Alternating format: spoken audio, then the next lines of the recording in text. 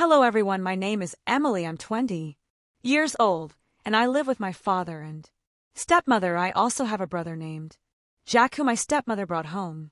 Despite the fact that I have a new family and my father remarried, I didn't give it much thought at the time because everything went smoothly even though we had just recently moved in together. My stepmother and Jack both loved me very much and were always there to help me and talk to each other, which made me feel warm and happy. I thought we would have a peaceful life like that. Every morning the whole family had breakfast together. My stepmother prepared the food, and my father always sat next to me, asking about the little things in life.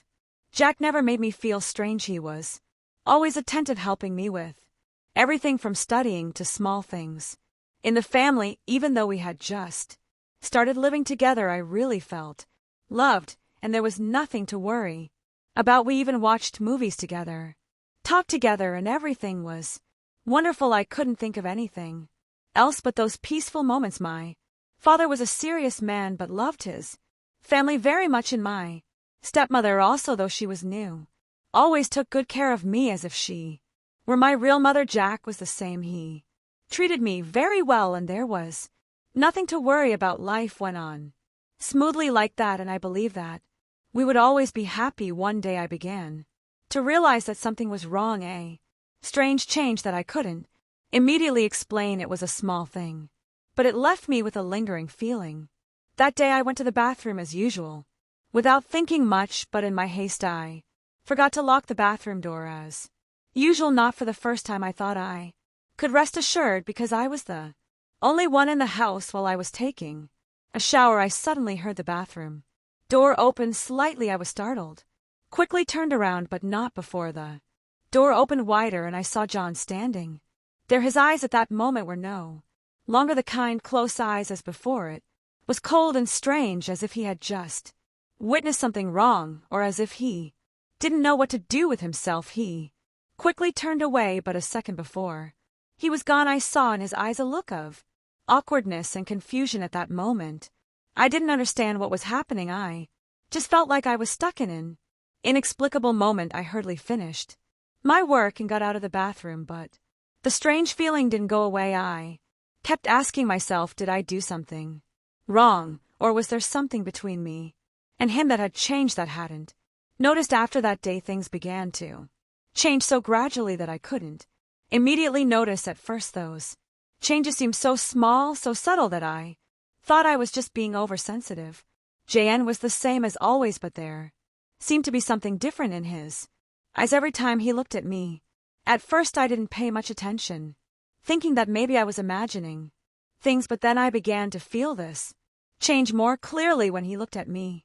His eyes no longer had the kindness and closeness like before. I couldn't say exactly what was different, but there was a strange feeling, as if he was looking at me not as his sister anymore. His eyes swept over me, no longer affectionate, no longer the warm gaze that I was familiar with. Instead, it seemed to be suppressed, something both strange and difficult to understand. Sometimes he even looked at me strangely, as if he was trying to control something that I didn't understand. At first I just thought it was because I was too sensitive. Maybe I was imagining it all, but after a few contacts, those strange feelings were no longer imagination. The way he looked at me began to become clearer. He didn't look at me like before, no longer the warm gaze of an older brother for his younger sister. Instead, there were times when his eyes became strange, as if he was hiding something, or as if he was facing an emotion that I couldn't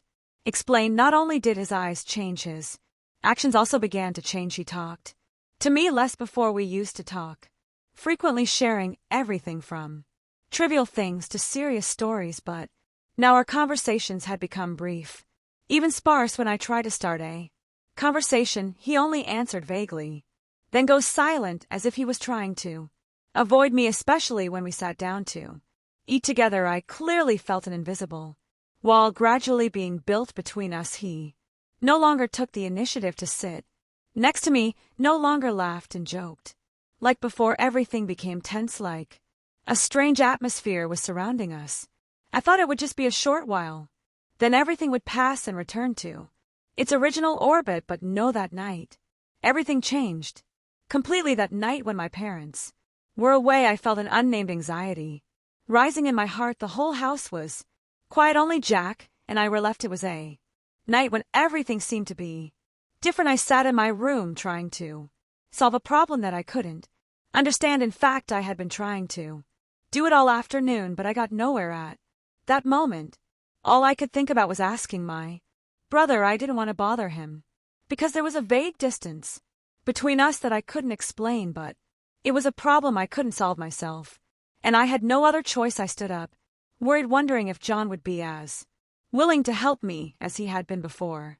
Every time I thought of him, I felt a certain distance, as if he was trying to avoid me, but I decided to go out and go to his room. The feeling of confusion made me want to go back, but I knew that if I didn't ask him, I wouldn't be able to solve the problem. Taking a deep breath, I knocked on his door. Come in. Jay's voice rang out from inside. I swallowed and opened the door, stepping in with somewhat heavy feet. He looked up at me from the desk, his eyes suddenly becoming strange, no longer the usual kindness and warmth. However, he did not show any discomfort, but only asked a very simple question. What's the matter? I pursed my lips, hesitated a bit, then explained the reason. I have a math problem I don't understand. Can you help me? He nodded, invited me to sit down, and then began to teach. But throughout the process there was something that made me feel uncomfortable. He spoke very clearly, but sometimes I caught his eyes glancing away as if trying to avoid me. Although he patiently explained step by step, the atmosphere in the room suddenly became tense and cold. I realized that there was no longer the closeness like before. Every time he touched the paper or pointed to a point on the problem, I felt an invisible distance, as if he was trying not to get too close to me. When he finally finished helping me with the problem, I was about to stand up to go back to my room when suddenly my hand was grabbed. I was startled and looked up at him. Jen held my hand very firmly. His eyes were no longer cold, but filled with a strange determination. We looked at each other for a moment. Neither of us said anything. My feeling at that moment was hard to describe. My heart beat faster, and I felt like an invisible wall was gradually collapsing between us. Jack, I called his name softly. My voice choked. I stood there, my heart pounding, my eyes unable to take their eyes off his hand that was tightly holding mine. John looked at me with a cold seriousness, but his eyes were filled with a determination I had never seen before. Not the gaze of a brother facing his sister, but the gaze of someone trying to convince me to do something I couldn't understand. He didn't say anything for a moment, just looked at me as if he was thinking about something important. I felt my heart tighten, fear rising little by little, as if I was standing at a crossroads with no way out. Everything in the small room suddenly became stifling, heavy. Finally, after a long silence, John spoke softly but very seriously. Emily, I like you. I can't continue to pretend like everything is normal. I want you to stay with me. I want us to be together. I stood there, unable to believe what I had just heard. Those words, the words my brother had uttered, couldn't possibly be true. I wanted to say something, but my throat was choked, unable to utter a word. In that moment, all the memories of him, of my family, of our love, suddenly shattered. The feeling of dizziness made me unable to move. I could only stand still, looking at him as if I was in a nightmare that I could not wake up from. JN continued, his voice low, as if he was sharing something deep, something I couldn't imagine. Emily, every night since the night I saw you bathing, I can't stop thinking about you. I know I shouldn't, but I can't stop. I can't stop thinking about you like this. You don't understand, but I want you to stay with me forever. His words were like a slap in the face, snapping me out of my daze. I looked into his eyes, feeling no love, only coldness, strangeness. I wanted to scream, to run away from this room, but my limbs felt like they were nailed to the ground. My brother, the man I loved and trusted, was saying these words, trying to push away the fear that was rising in me. No, Jack, I exhaled, using all my strength to say no. Jack, this can't be happening. No, you can't say such things. I tried to pull my hand away from his, but he held it tighter, his eyes darkening as if he couldn't accept my refusal. He remained adamant. You don't understand, Emily. I Want you to stay with me, I can't live. Without you I felt like I was suffocating, unable to breathe from the tension in the room. It felt like I was trapped in a situation from which I couldn't escape. Everything around me seemed to lose clarity, and the only sound was my frantic heartbeat. I took a deep breath, trying to calm the fear in my heart, and again I spoke louder, more firmly. Brother, stop. This is not happening. You can't do this to me, never. Suddenly, as if in shock, he let go of my hand, looking at me in shock as if he had just realized something terrible. I'm sorry, Emily, he said softly, his voice weak. I didn't mean to scare you like that. I said nothing, just stood there feeling all the strength drained from me. My heart was in turmoil. I just wanted to get out of this room as quickly as possible, but before I turned to leave I couldn't help but say one more time, you need to get help, Jack.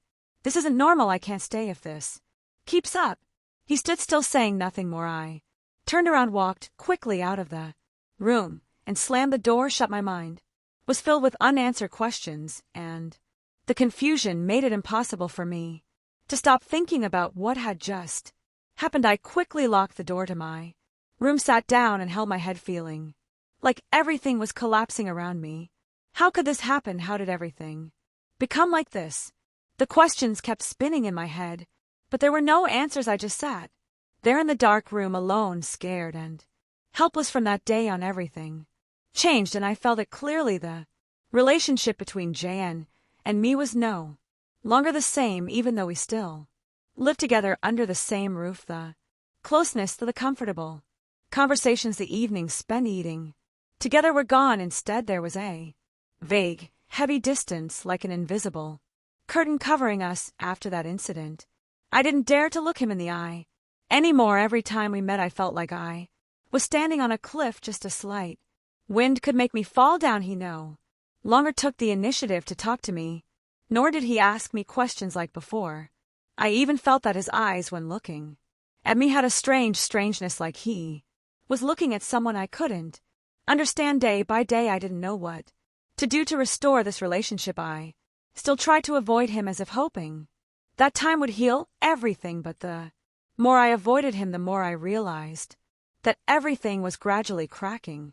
There was no chance to go back to the way it was before. He never said sorry after everything ended, never once shared or explained his silence. His silence was like a big wound, getting deeper and deeper in my heart. There was a part of me that still hoped that everything was just a nightmare, but the more I lived with that silence, the more I realized that we were becoming strangers to each other, like two completely different people. Every time I tried to talk to him, he would just give me a vague answer and then go silent. The stories of the past now became empty spaces that could not be filled. My stepmother had no idea about the changes in my relationship with Jack.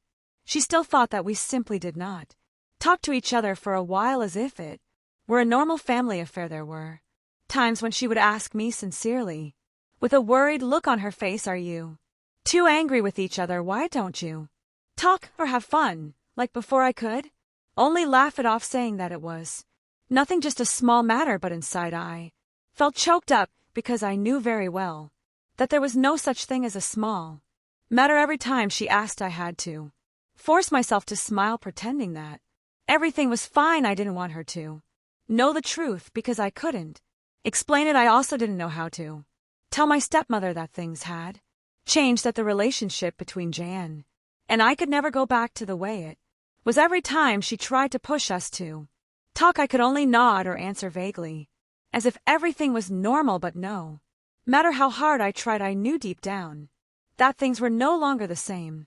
Jay's eyes, when looking at me, became increasingly distant, and the silence between us created an irreparable distance. As for my stepmother, even though I didn't know what was going on, I could feel the anxiety in her every question. She didn't understand, but I knew no matter how hard I tried to hide it, things between us had changed too much. Every time I looked at my stepmother, I felt like I was deceiving her, because I couldn't share the truth. She still treated me like a daughter, but in my heart the insecurity and fear grew even more. Everything became more difficult when I couldn't say what I felt and couldn't go back to the peaceful days of the past. Jack and I were broken, and I knew, even if I wanted to, we could never go back to the way things were in the. And I realized that things that cannot be said will gradually kill the relationship between people, not because we do not want to, but because silence and concealment will create invisible gaps that we cannot fill. Everything in my family has changed, not just because of specific actions, but because of a suffocating silence that Jan and I created. Sometimes not speaking makes things worse. We all want to keep our families happy, but when emotions are not shared, when the hurt is not healed, we cannot go back to the way it was. I do not know how long it will take for me to overcome this change, but one thing I am sure of is that I will not be able to live in a family that is only darkness and fear anymore. I need to learn to face my emotions and learn to communicate honestly. I cannot hide forever, cannot live in the lie that everything is okay forever. Our loved ones can sometimes be the ones who hurt us, but if they are not faced and dealt with early, there is no chance of healing. The biggest lesson I learned from this story is never let silence and fear become the reason you have to live with the pain. Emotions will never disappear if we do not dare to face them. Facing, talking about, and finding a solution is always the best way, even though it is sometimes painful and difficult. Only when we can face the truth and accept the pain can we truly heal the wounds in our hearts. Life and relationships are not always perfect. Every family, every person has moments of losing their way, feelings that they cannot share immediately, but if we do not speak up, do not face the problem, we will forever live in fear and pain. Don't allow your loved ones' feelings to be destroyed by silence. Instead, be courageous enough to express them and own up to your mistakes, no matter how painful it may be. Remember that when we commit to healing, we are not just our own heroes, but also the heroes of people around us. Thank you for viewing Emily's story. Don't let fear keep you from speaking the truth, since it is what might help you mend your relationship. The tale ends here. I hope to see you in the upcoming films. Have a great day. If you find this story meaningful and intriguing, please remember to like and share it so that everyone may hear it.